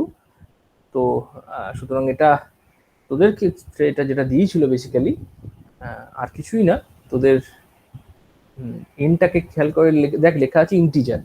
তো বেসিক্যালি আমরা কিন্তু এখানে ইন্টিজার বলতে আমরা যে ম্যাথামেটিক্যাল ইন্ডাকশন যেটাই ইউজ করি না কেন, তোর 1 থেকে এন সমস্ত পজিটিভগুলোর কেসেই বললাম, যদি নেগেটিভ হয়, নেগেটিভ ইন্টিজারের ক্ষেত্রেও এই জিনিসটা আলটিমেটলি ট্রু, কারণ এই রুলটা যেটা হচ্ছে এ টু দি পাওয়ার যখন কোথাও নেগেটিভ ইন্টিজার দেওয়া থাকবে, ধর -3, হ্যাঁ, এটা বেসিক্যালি হচ্ছে 1/a বা এ ইনভার্স, এটাও তো জি এরই একটা কোনো একটা এলিমেন্ট, তার টু দি পাওয়ার 3, এটা আমরা জানি। ঠিক আছে, আমি একটা এক্সাম্পল দিলাম। তো এর এ ইনভার্সটাও তো জি এর কোনো না কোনো একটা এলিমেন্ট, সেটা ধর কোনো একটা টি, তার তো কিউব, আলটিমেটলি তার কিউব হয়ে গেল। এখন টি কিউবের জন্য যদি সেম প্রপার্টি হোল্ড করে, ম্যাথামেটিক্যাল ইন্ডাকশন দিয়ে যেটা প্রুফ করলাম সেটা যদি হোল্ড করে, তাহলে আলটিমেটলি এটার জন্য করবে, এটা নিয়ে তো কোনো ডাউট নেই। মানে ইন জেনারেল আমরা এরকম ভাবে ভাবতে পারি, এ টু দি পাওয়ার -n মানে এনটা পজিটিভ, অবশ্যই এনটা positive, n greater than 0 obviously. এটা যেহেতু তোর এ ইনভার্সের whole to the power n, এটা আমরা জানি, সুতরাং আমরা যে প্রুফটা করলাম সেটা ওই এ ইনভার্সের জন্য যদি করি, একই রকম ভাবেই প্রুফ হবে এবং সেই একই রকম ভাবেই ট্রু থাকছে। সুতরাং সেটা এই ধরনের যখন নেগেটিভ পাওয়ার থাকবে, সেই ধরনের ইন্টিজারের ক্ষেত্রেও এটা ট্রুই থাকছে। আর বাদ বাকি পড়ে রইল n = 0। n = 0টা আমার চেক করার দরকার নেই, ওটা তোরা নিজেরাই দেখতে পাবি যে পাওয়ারে 0 মানে আইডেন্টিটি এলিমেন্ট ছাড়া আর কিছুই না, এদিকটাও আইডেন্টিটি ওদিকটাও আইডেন্টিটি। সুতরাং n = 0 এর জন্য এটা ট্রু। সুতরাং তুই দেখতে পারলি n এর পজিটিভগুলোর জন্য ট্রু, মানে এখানে এনটা নেগেটিভ লিখেছি কিন্তু এটা অ্যাকচুয়ালি -n নিয়েছি, মানে অ্যাকচুয়ালি বোঝাতে চেয়েছি কিন্তু নেগেটিভ জিনিসগুলোকে আমি বোঝাতে চেয়েছি অ্যাকচুয়ালি। মানে সহজ কথায় তুই যদি ভাবি সেগুলো এখন আমি এরকম নিয়েছি, মানে কিভাবে লিখবো এটা, মানে ধর লেখাটা খুব ডিফিকাল্ট, মানে আবার এদিক ওদিক সাজিয়ে লিখতে হবে। মানে এন ইকুয়ালস টু জিরো অবশ্যই, কিন্তু a to the power minus n আছে, মানে অ্যাজ এ পাওয়ারটা কিন্তু নেগেটিভ, ঠিক আছে? মানে তুই এটাকেই যদি এ টু দি পাওয়ার কি বলবো পি ভাবিস এরকম, ঠিক আছে? এ টু দি পাওয়ার পি, যেখানে তোর পিটা লেস দ্যান জিরো, ইন্টিজার, পিটা ইন্টিজার এবং লেস দ্যান জিরো, তার মানে সেটাকে এ টু দি পাওয়ার পিটাকে a to the power minus n এরকম করে আমরা লিখতে পারি, p is equals to minus n, যেখানে এনটা পজিটিভ। সেই জিনিসটা আমরা এখানে লিখেছি, কিন্তু আলটিমেটলি এটা হচ্ছে এর যে কোনো নেগেটিভ পাওয়ারের জন্য। তো যে কোনো নেগেটিভ পাওয়ারকে আমরা যেহেতু এইভাবে এক্সপ্রেস করি, তাহলে সমস্ত নেগেটিভ পাওয়ারগুলো এই যেহেতু পজিটিভ পাওয়ার দিয়ে এরকমভাবে ইনভার্স এলিমেন্টের রেসপেক্টে এক্সপ্রেস করা যায়, সুতরাং আমরা যে ইন্ডাকশনের প্রুফটা করলাম সেটাও এখানে ট্রু হয়ে গেল। আর এন ইকুয়ালস টু জিরোর জন্য অবভিয়াসলি ট্রু। তো এইভাবে এই প্রমাণটা দেখানো যায়। তো বেসিক্যালি ওই স্টেপগুলো খুব ইম্পর্টেন্ট না, ইম্পর্টেন্ট হচ্ছে এইটা, আর ম্যাথামেটিক্যাল ইন্ডাকশন জিনিসটা কি সেটা অন্তত জানা। তো সেটা জানলেই আলটিমেটলি এটা করতে পারবি। তো এটা বোঝা গেল মোটামুটি, কি এটা বোঝা গেছে তো? হ্যাঁ স্যার। হ্যাঁ, বোঝা যায়, ঠিক আছে। আর করার মতো টাইম আছে তো? এখানে তেমন কিছু আর নেই। আর এখানে দেখে নে, আর বাদ বাকি সমস্তটাই থিওরি আছে তোর। এইখানে এটা একদম আগের দিন বলে দিয়েছি, কমিটিটিভ কোশ্চেন গ্রুপ হবে না, এটা বোধহয় এইচএসে নর্মাল সাব গ্রুপ দিয়ে দিয়েছে। Prove that if G is commutative quotient হয়, তো একই রকম ভাবে জি যদি কমিটিটিভ হয় তাহলে কোশ্চেন গ্রুপটাও কমিটিটিভ হবে। এটা একটা থিওরি। এই দুটো থিওরি করে দেখবি নিজের, যদি বইতে সঠিকভাবে, আমি জানি না আছে কি না আছে, নিজের হাত করে একবার করে দেখে নিস, সিম্পল জিনিস। আর ইনভার্স হবে বি নাম্বারটা করে দিন। কোনটা? বি, 3 এর বি। 3 এর বিটা করে দেবো? হ্যাঁ, 3 এর বিটা তো খুব সিম্পল রে। এইচ একটা নর্মাল পাইনি, সাবগ্রুপ, বইয়ে নেই। বই না থাকার সাথে কি আছে, আমি মুখে বলে দিচ্ছি দেখ। এইচ একটা নর্মাল সাবগ্রুপ, বলে দিয়েছে জি যদি কমিউটেটিভ হয়, জি কমিউটেটিভ মানে A B is equals to B a, তাহলে quotient group G modulo H এটা কমিউটেটিভ হবে। এটা কমিউটেটিভ হওয়া মানে, হ্যাঁ, এর এ বি মানে সরি, এই জি মডুলো এইচ এর থেকে দুটো এলিমেন্ট নিয়ে নিবি, এ এইচ আর বি এইচ। হ্যাঁ, তোকে প্রমাণ করে দেখাতে হবে, একটু চেষ্টা করে দিস, খুব ইজি ব্যাপার, তো মানে কিছুই নেই।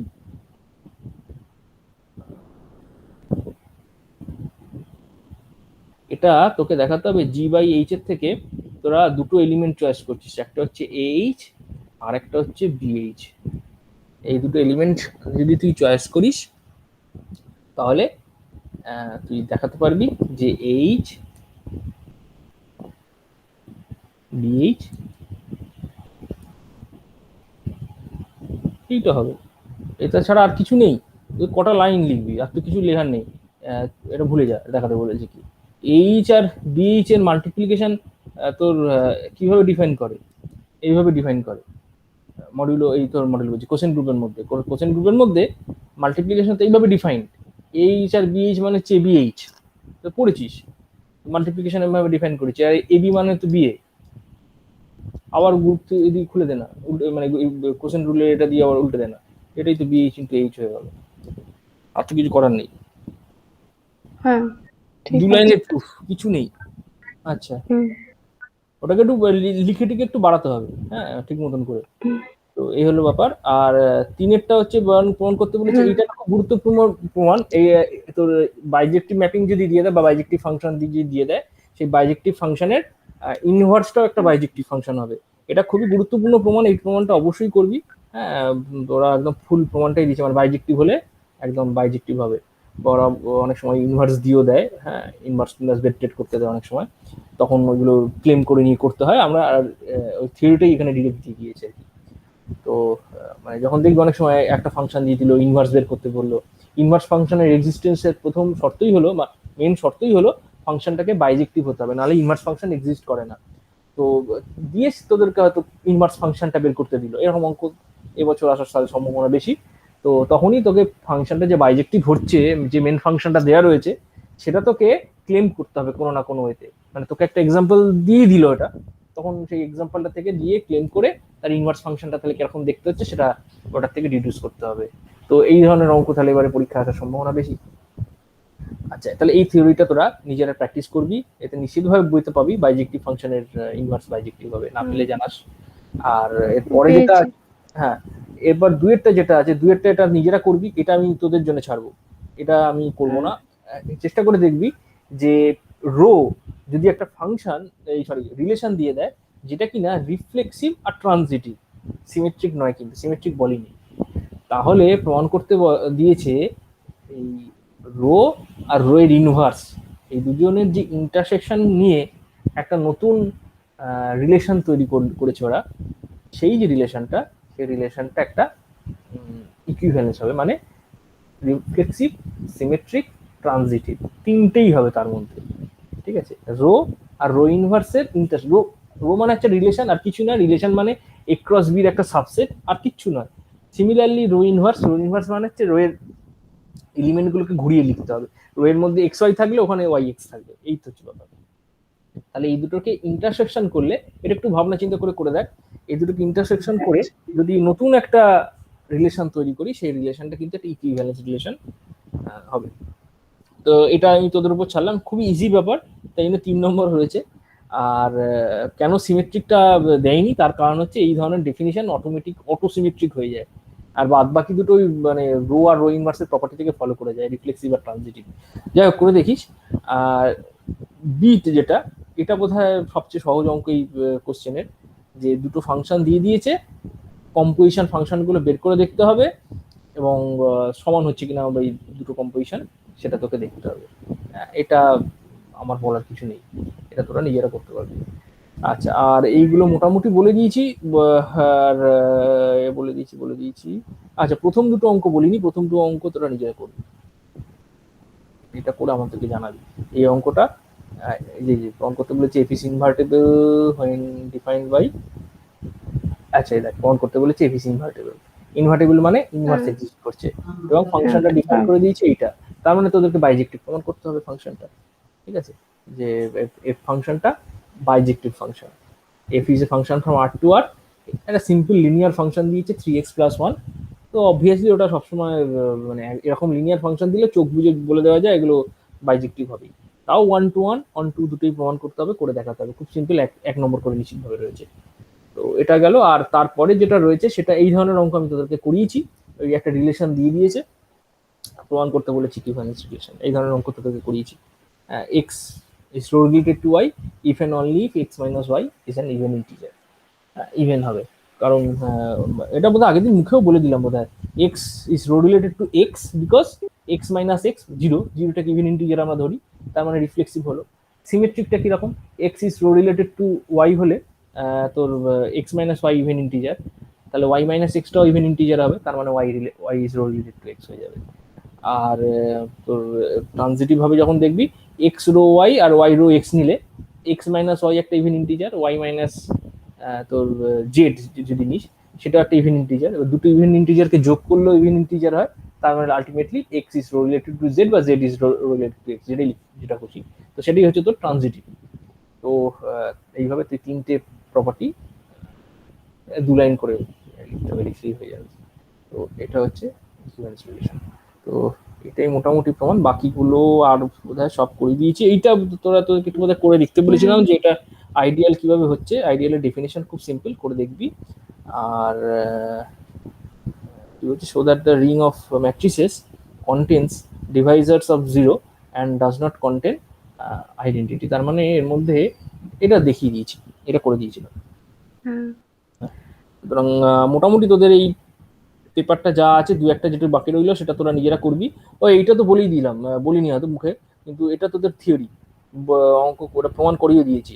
ইন্ডেক্স যদি 2 হয় তাহলে নর্মাল হয়, ঠিক আছে, এটা তোদের থিওরি করে দিয়েছিলাম। এইচ একটা সাবগ্রুপ জি এর, ইন্ডেক্স অফ এইচ ইন জি এটা যদি 2 হয়, হ্যাঁ মানে 2 হওয়া মানে অ্যাকচুয়ালি এই এইচ কে কেন্দ্র করে তুই দুখানা কোসেট বা লেফট কোসেট ডিফাইন করতে পারিস।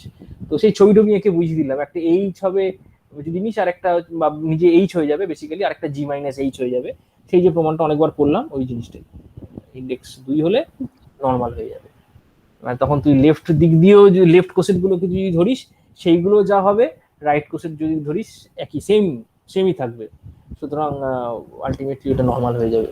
তো এই প্রমাণ বইয়ে পেয়ে যাবি, বইয়ে যদি না, মানে বই থাকবেই, অবশ্যই আছে, আর যদি না থাকে আমার প্রমাণে দেখবি বোধহয় 2 দিন ধরে করিয়েছি এটা। হ্যাঁ সুতরাং আমাদের মোটামুটি এই জায়গাটা মোটামুটি কমপ্লিট।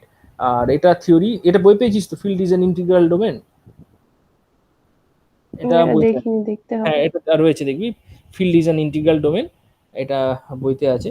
মানে ফিল্ডের মধ্যে জিরো ডিভাইজার নেই, এইটুকুনি প্রমাণ করতে হবে, আর কিচ্ছু নেই। সেটা ওই ফিল্ডের যে গ্রুপ থিওরিটিক যে ইনভার্স এক্সিস্ট করছে, ওই ইনভার্স দিয়ে এক লাইনে করা যায়। তো সেই জন্য প্রুফটা খুব সোজা, কিন্তু উল্টো প্রুফটা তোদেরকে দেয় না, যে ইন্টিগ্রাল ডোমেন কখন ফিল্ড হবে। ফাইনাইট হলে ইন্টিগ্রাল ডোমেন তখন ফিল্ড হয়ে যায়, finite, every finite integral domain is a field. তো ওইটা প্রমাণটা একটু অন্যরকম, তোদের আসে না, তোদের নেই, তো একটু জটিল প্রমাণ একটুখানি। তো এই গেল তোদের একটা কোশ্চেন, মোটামুটি এইটাই আমার কাছে রয়েছে, আর তো কোনো কোশ্চেন নেই। আর কিছু কোশ্চেন, আর পরীক্ষা হয়েছে কি জানি, নাকি একটা নেই আমার কাছে হয়তো। তো যাই হোক, এটা মোটামুটি ডিসকাস করলাম আজকে, এমনি থাক আর কি। আর পরের দিন যখন করবো প্র্যাকটিস কর, এখন যত পারবি অঙ্ক প্র্যাকটিস কর, আর তো পরীক্ষা দিয়ে দিয়েছে, আর হয়তো একটা দুটো ক্লাস যেটুকুনি নেবো, ওটা ওই বইতে যে অঙ্কগুলো রয়েছে, এই বইটা আমি রোজই খুলি, আর কোনোদিন হয় না, তো কিছু অঙ্ক তোদেরকে বলে দেবো, ডিসকাস করে দেবো এরকম। ঠিক আছে, দেখ এখানে আর কিছু বলার আছে দেখ, নাহলে আপাতত এখানেই আজকে শেষ আর কি। স্যার ঠিক আছে স্যার, নেক্সট দিন জিএল ওইগুলো একটা ডিসকাস করে দেবেন, বইয়ে GL আছে ওটা। কোথায় জিএল, হ্যাঁ কোথায়? পেজ নাম্বার, দেখতে হবে একবার, মানে বইয়ে আছে ওটা, হ্যাঁ, মানে কিন্তু ওখানে n ক্রস n ম্যাট্রিসেস দিয়ে, মানে এখানে কোথায় পারমুটেশন গ্রুপের আগে, মানে পারমুটেশন গ্রুপের চ্যাপ্টার যখন স্টার্ট হয় ওর আগেই পাতা ছিল। পারমুটেশন গ্রুপ তো বোধহয় এদের বইতে একটু লাস্টের দিকে রয়েছে নাকি? সাবগ্রুপ, হ্যাঁ ফিল চলে গেছে, না রিঙ্গের আগে, রিঙ্গের আগে, এই যে জিএল ফিল এগুলো দেখাচ্ছে এখানে, হোমোমরফিজম, রিঙ্গের আগে, হ্যাঁ রিং এর না আগে তো এর আগে ছিল পারমুটেশন।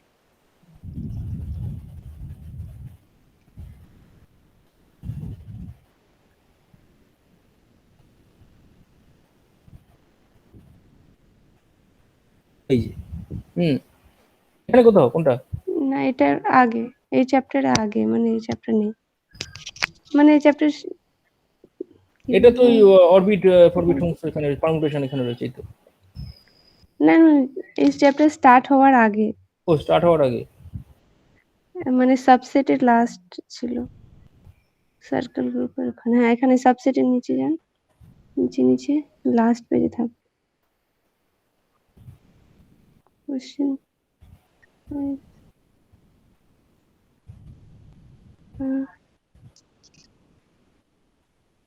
হ্যাঁ এটাই কোনটা? ফার্স্ট, না সেকেন্ড নাম্বার, সেকেন্ড। এখানটা কি বলেছে? Determine whether the given set of invertible n cross n matrices with real numbers entries is a subgroup of GLNR. তাহলে GLNR এর এগুলো একটা একটা সাবগ্রুপ তৈরি করছে কিনা তোদেরকে বলতে বলেছে।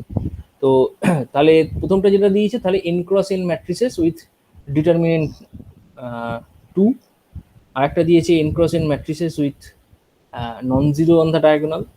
আচ্ছা, আর n cross n matrices with determinant -1। আচ্ছা, এরা সমস্তটাই, আরো হয়তো আছে কিছু, হয়তো রয়েছে হ্যাঁ না অনেক কিছু। তো দেখ পরের যেগুলো সি বা ডি, সেগুলো কিন্তু তোরা করেছিস, মানে ডিটারমিনেন্ট 1 অথবা -1 +1, অর্থোগোনাল ফর্থোগোনাল সবই করেছিস, খেয়াল করে দেখবি যখন ক্লাস নিয়েছিলাম করেছি। এখানে আরো কিছু স্পেশাল পার্টিকুলার টাইপ অফ তোর ম্যাট্রিক্স তোর ডিফাইন করে দিয়েছে, যেমন গ্রুপ থিওরিতে হয় নিত্য নতুন বিভিন্ন রকমের গ্রুপ ডিফাইন করে, সেরকমই n ক্রস n ম্যাট্রিক্স নিয়েছে অবভিয়াসলি। এবং যাদের ধর এর প্রবলেমটা, যাদের ডিটারমিনেন্ট 2 হয়েছে, সেই ম্যাট্রিক্সগুলো সাবগ্রুপ ফর্ম করবে কিনা। তাহলে কি মনে হয়, সাবগ্রুপ ফর্ম করবে ডিটারমিনেন্ট 2 হলে? ডিটারমিনেন্ট যদি 2 হয়, সাবগ্রুপ যদি দেখতে বলে, তো সাবগ্রুপের তো দুটো প্রপার্টি, সাবগ্রুপের দুটো প্রপার্টি মানে হচ্ছে তোর একটা হচ্ছে ওই দুটোর কম্পোজিশন করে ওই সেটের মধ্যে থাকছে কিনা দুটো যে কোনো এলিমেন্ট, আর একটা হচ্ছে তার ইনভার্স সেই জিনিসটা রয়েছে কিনা। তার মানে যখনই দুটো এলিমেন্টকে কম্পোজিশন করবি, দুটো এলিমেন্ট বলতে দুটো এন ক্রস এন ম্যাট্রিক্সকে তোরা কম্পোজিশন করবি, তো সেই কম্পোজিশনের পর যে নতুন ম্যাট্রিক্সটা তৈরি হবে তারও কি ডিটারমিনেন্ট 2, এটা তোকে তো জানতে হবে, এটা তোকে হচ্ছে কিনা সেটা তোকে দেখতে হবে। দুটো ম্যাট্রিক্স গুণ করার পর তাদের ডিটারমিনেন্টটা কি মানে ইন্ডিভিজুয়াল ডিটারমিনেন্ট 2 ছিল, তবেই সেটা ওই যে সাবসেটের মধ্যে ছিল, ওই দুটোকে গুণ করার পরও যে নতুন ম্যাট্রিক্সটা তৈরি হয়েছে তারও ডিটারমিনেন্ট 2 হবে কিনা। তো হবেই না জেনারেলি, আমরা জেনারেলি জানি তো determinant of A B is equals to determinant of A into determinant into, মানে দুজনের প্রোডাক্ট হয়ে যাবে আলাদা আলাদা, তার মানে এমনি তো দুগুণে 4 হয়ে যাবে। তো সুতরাং ডিটারমিনেন্ট 2 থাকার কোনো প্রশ্নই নেই। সুতরাং প্রথম তোর ক্লোজার প্রপার্টি মানে প্রথমটাই মানে একটা মানে এ আর বি দুজনে যদি সেটের মধ্যে থাকে, তো দুজনের মাল্টিপ্লাই করার পর আর সেটের মধ্যে থাকছে না, তো এটা তো দেখতেই পাচ্ছি, সুতরাং হলো না, প্রথমেরটা হবে না। তো এরকম ভাবে বাকিগুলো চেষ্টা কর না। বাকি সিডি আমি করে দিয়েছি, সিডি আমি বলবো না, সিডি তুই নিজের দেখ আমি যেখানটা করেছিলাম। আর বিএডটা কি আছে বেসিক্যালি, বিএডটা দিয়ে দিয়েছে ধর n cross n matrix with non zero on the diagonal, মানে non zero on the diagonal. আচ্ছা, ডায়াগোনাল বরাবর নন জিরো আছে, খুবই ভালো কথা। তাহলে এটাও হবে না, কেন হবে না বলতে পারিস? কারণ দুটো এলিমেন্ট, আচ্ছা না নন জিরো আছে, এর মাল্টিপ্লিকেশন, আচ্ছা তার হতেই পারে মাল্টিপ্লিকেশনের রেসপেক্টে। তাহলে দুটো ম্যাট্রিক্সকে গুণ করে দেখ, দুটো এন ক্রস এন ম্যাট্রিক্সকে গুণ করে দেখ, ডায়াগোনাল গুলো নন জিরো তোদেরকে বলে দিয়েছে, মানে কিছুই না, খুবই সিম্পল। ডায়াগোনাল বলতে এ আই আই এইরকম এলিমেন্ট গুলো একটা ম্যাট্রিক্সের, আর একটা ম্যাট্রিক্সের ধর যে এলিমেন্ট গুলো সেগুলো ধর বি আই আই। এবার দুটো ম্যাট্রিক্সের গুণ করলি, দুটো ম্যাট্রিক্সের গুণ করার রুল তোরা জানিস।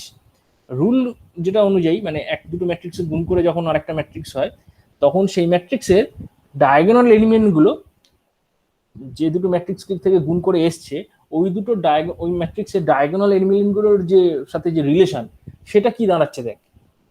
হ্যাঁ, এবং সেই রিলেশন থেকে এবং তোর হাতে যেটা রয়েছে সেটা হচ্ছে এ আই আই আর বি আই আই গুলো সমস্তটাই নন জিরো। সেখান থেকে তুই ক্লেম করতে পারছিস কিনা দেখ যে নতুন যে ম্যাট্রিক্সটা তোর কাছে এলো তার সমস্ত ডায়াগোনাল গুলো নন জিরো হচ্ছে। এটা করে দেখ, করতে হবে, না করলে মুখে বলতে পারবো না। তো সেটা করে দেখ নন জিরো হচ্ছে কিনা, বা কোনো একটা এলিমেন্ট জিরো হওয়ার সম্ভাবনা আছে কিনা। যদি জিরো হওয়ার সম্ভাবনা থাকে মনে হয়, তখন একটা কাউন্টার এক্সাম্পল দিয়ে দিবি। কাউন্টার এক্সাম্পল দিলেই যদি মনে হয় সেখানে হচ্ছে না, সাফিসিয়েন্ট। স্যার বলছি আমার পরীক্ষা শুরু হবে হ্যাঁ হ্যাঁ, ফিজিক্সের। আচ্ছা আচ্ছা, লিভ করে যা, কোনো চাপ নেই, কোনো চাপ নেই, লিভ করে যা। হ্যাঁ, ও তো এই অঙ্কটা দিয়েছে বলে দিলাম। হ্যাঁ, কটা বাজে? ও 11:26 হয়ে গেছে। ঠিক আছে ঠিক আছে, লিভ কর। দেখ এটা ইয়ে বুঝতে পারলি কি, এটা দেখ, এটা করে দেখিস, ঠিক আছে? বুঝতে পেরেছিস? স্যার বলছি, কিন্তু এখানে এন ক্রস এন, আর হ্যাঁ, এন তো জানি না কি, তাতে কি এসে গেল? সেটা তো তুই এসে যায় না, এন ক্রস এন এর সাথে অনেক বড়, দুটো এন ক্রস এন অনেক ম্যাট্রিক্স জেনারেল জানিস না? সে কি জানি। দুটো যখন ম্যাট্রিক্স, তুই যখন ম্যাট্রিক্স পড়েছিস দেখবি দুটো ম্যাট্রিক্স কিভাবে গুণ করে, সেটা কিন্তু যে দুটো জেনারেল ম্যাট্রিক্সের গুণ করার রুলটাই। মানে ধর একটা ম্যাট্রিক্স দিয়ে দিল এ আই জে, আর একটা হচ্ছে বি ধর আই জে। তো দুটো ম্যাট্রিক্সে গুণ করে ধর আরেকটা ম্যাট্রিক্স যখন সি আই জে হয়, তখন ওই সি আই জের যে এলিমেন্টগুলো, সেটা বেসিক্যালি ওই প্রথম দুটো ম্যাট্রিক্সের এলিমেন্টের টার্মসে কিভাবে লেখা যায়, সেটা basically a i k b k j, আর কে এর উপর সামেশন থাকে 1 থেকে n অবধি, এইভাবে লেখা যায়, ঠিক আছে? যদি ম্যাট্রিক্স বা তুই দেখ না, তুই দুটো সিম্পল 3x3 ম্যাট্রিক্স নিয়ে দেখ কি হয়। সিম্পল 3x3 ম্যাট্রিক্স নিয়ে দেখ, ওরা তো অনেক জেনারেল বলেছে, তারপর না পরের দিন আমরা জেনারেল নিয়ে আলোচনা করে দেবো। তুই সিম্পল 3x3 দুটো ম্যাট্রিক্স নিয়ে দেখ, যার ডায়াগোনাল গুলো নন জিরো, এইটুকুনি। আরেকটা ম্যাট্রিক্সের সাথে গুণ করে যে নতুন ম্যাট্রিক্সটা এলো সেটার ডায়াগোনাল গুলোকে স্টাডি কর, দেখ জিরো আসছে কিনা, কোনোটা জিরো আসার সম্ভাবনা আছে কিনা, এটা একটা স্টাডি করতে হবে। আর একটা স্টাডি করতে হবে অবভিয়াসলি ইনভার্সটা, ইনভার্স যেটা হবে সেটা সেই ম্যাট্রিক্সটার ডায়াগোনাল গুলো কি আসছে সেটা তোকে একটু স্টাডি করতে হবে। তুই 3x3 নিয়ে দেখ, n x n অনেক দূরের কথা। n ক্রস, এটা জেনারেল বই তো, এটা সবার জন্য বই, তোদের n ক্রস n আসবেও না পরীক্ষা, কিন্তু না করারও কিছু নেই, ঠিক আছে? সিম্পল 3x3 নিয়ে দেখ। বা তোর যদি মনে হয় 2x2 নিবি, আগে একটু করে বোঝার চেষ্টা করবি, 2x2 নিয়েও দেখতে পারিস। ওরা যেহেতু n দিয়েছে, তার মানে নিশ্চিতভাবে যদি এটা হোল্ড করে, সবার জন্য হোল্ড করবে, সবার জন্য হোল্ড করবে মানে সমস্ত n এর জন্য হোল্ড করবে, তার মানে 2 এর জন্যও দেখাতে পারবি, 2x2 বা 3x3 এর জন্য তো দেখাতে পারা উচিত, কোনো অসুবিধা নেই। হ্যাঁ, আর যদি মনে হয় হতে পারে এটা এরকম হোল্ড করলো না, যদি হোল্ড না করে, জেনারেলি প্রত্যেক ডাইমেনশনেই কিছু না কিছু প্রবলেম থাকতে পারে। আবার হতে পারে কি কোনো ডাইমেনশন, ওটা একটা হয়তো কোনো ট্রিভিয়াল কারণে কোনো ডাইমেনশনে স্যাটিসফাই করে গেল, কোনো ডাইমেনশনে হয়তো স্যাটিসফাই করলো না, এটা হতে পারে, এটা না হওয়ারও কোনো হতে পারবে না, একদমই সেটা বলছি না। কিন্তু যদি তো হয় সব ডাইমেনশনেই হবে, সেটা তুই দুটো এক্সাম্পল নিলে, কয়েকটা এক্সাম্পল নিজে হাতে করলেই বুঝতে পারবি। 2x2 জেনারেল ম্যাট্রিক্স লেখ, a1 b1 c1 d1 বা a1 a11 a12 a21 a22 করে দেখ, দুটো ম্যাট্রিক্স নিয়ে গুণ করে দেখ, এবং যেখানে তোর কন্ডিশন হচ্ছে a11 a22 non zero, b11 b22 non zero, করে দেখ, দিয়ে ম্যাট্রিক্সটা যেটা গুণ করে যে ম্যাট্রিক্সটা হলো, তার ডায়াগোনাল গুলো জিরো আসছে কিনা। আচ্ছা স্যার, বলছি এখানে যে কোশ্চেন ওয়ান আছে ওইভাবে আমাদের কোশ্চেন আসে? জেনারেলি এন দিয়ে আসবে না, ঠিক আছে?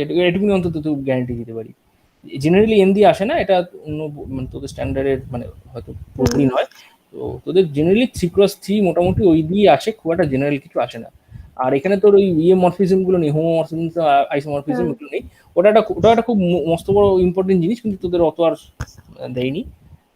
মানে ওইখানে আমরা কি করি, দুটো গ্রুপের ইকুইভ্যালেন্স চেক করি, মানে এত রকম গ্রুপ স্টাডি করা সত্যি খুব সমস্যা, এত রকম গ্রুপ, তখন আমরা চেক করি যে কি জিনিসটা কোন জায়গাটা স্টাডি করলে, ধর অনেক গ্রুপের বদলে আমাকে একটা গ্রুপ যদি স্টাডি করি তাহলেই আমার সাফিসিয়েন্ট হয়ে যাবে, সেই জায়গাটা ওখানে চেক করি, যাই হোক নেই, তো যাই হোক এটা করে দেখ। কোশ্চেন ওয়ান স্যার, একবার কোশ্চেন ওয়ান দেখুন। কোশ্চেন ওয়ান, হ্যাঁ, আচ্ছা, এইচ আর K subgroup of G, so that H intersection K, আর এইটা তোদেরকে বলিনি না, এই থিওরিটা তোদেরকে বলিনি, না। এটা পরের দিন বলবো, অবশ্যই পরের দিন বলবো। এটা এটা আমি মানে রোজই ভাবি, জিজ্ঞাসা করবো, আজকেও ভেবেছিলাম কিন্তু মাথায় ছিল না, এটা আমাকে পরের দিন মনে করে দিই, সেটা পরের দিন অবভিয়াসলি বলবো, এটা খুব গুরুত্বপূর্ণ, আগের বারে যদি না এসে থাকে এবারে আসার সম্ভাবনা আছে, ঠিক আছে? ঠিক জেনারেলি আছে। এটা বইতে পাবি, যদি পাস কোথাও এই বই না অন্য বই, না, এই যে না থাকলে নেই। করে দেবো, কোনো চাপ নেই, ঠিক আছে? এটা খুব গুরুত্বপূর্ণ প্রমাণ, ঠিক আছে? আর বাকি যেগুলো আছে মোটামুটি চেষ্টা করি, হোমোমরফিজম আইসোমরফিজম বাদ দিয়ে এখানে ওই লাস্ট, এইগুলো পেরেছি। হ্যাঁ লাস্টটা বোধহয় আছে রয়েছে, আর সাইক্লিক গ্রুপ, ঠিক আছে? আমি এখান থেকে আর পরের দিন আরো এই সাইক্লিক গ্রুপ বা হ্যাঁ এই সমস্ত জায়গাগুলো তো আমি বলিনি কিছু, এর যে এক্সাম্পল যেগুলো আছে তুই একটা বলে দেবো, সুবিধা হবে। ঠিক আছে, ঠিক আছে, ওকে, আজকে অনেক থ্যাংক ইউ। ঠিক আছে।